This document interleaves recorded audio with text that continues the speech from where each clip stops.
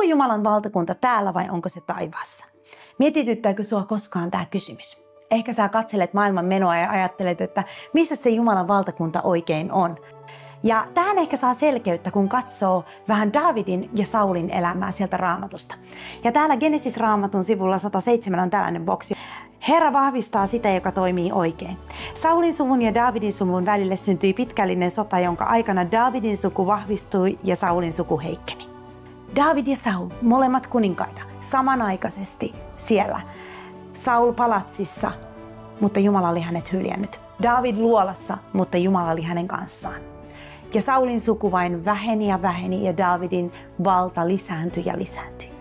Ja näin on tälläkin hetkellä täällä maan päällä. Jumalan valtakunta on täällä, aivan niin kuin Daavid oli siellä jo kuninkaana. Se on kaikkialla siellä, missä hän saa hallita elämiä. Ja kyllä, samanaikaisesti on myös se valtakunta, jota hallitsee pimeys ja tottelemattomuus. Mitä enemmän me annetaan valtaa Jeesukselle, sitä enemmän hänen valtakuntansa saa lisääntyä myös täällä maan päällä.